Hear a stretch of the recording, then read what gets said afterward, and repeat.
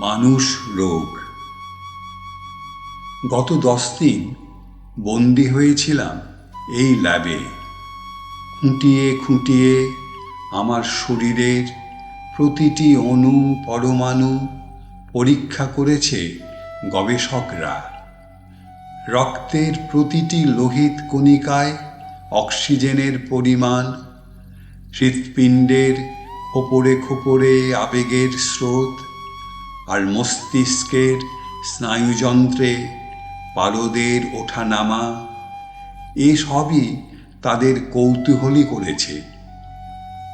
গত 10 দিনের প্রতিটি মুহূর্তের শত সহস্র স্ট্যাটিস্টিক্স জমা হয়েছে অত্যাধুনিক রোবটের হার্ড ড্রাইভে।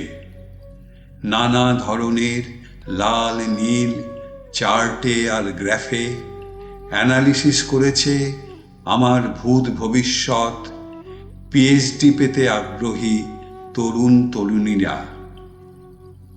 অবশেষে মাল্টিডিসিপ্লিনারি মিটিংয়ে গম্ভীর মুখে সবাই একমত হয়েছে যে আমার রোগটার কোনো অস্তিত্বই নেই।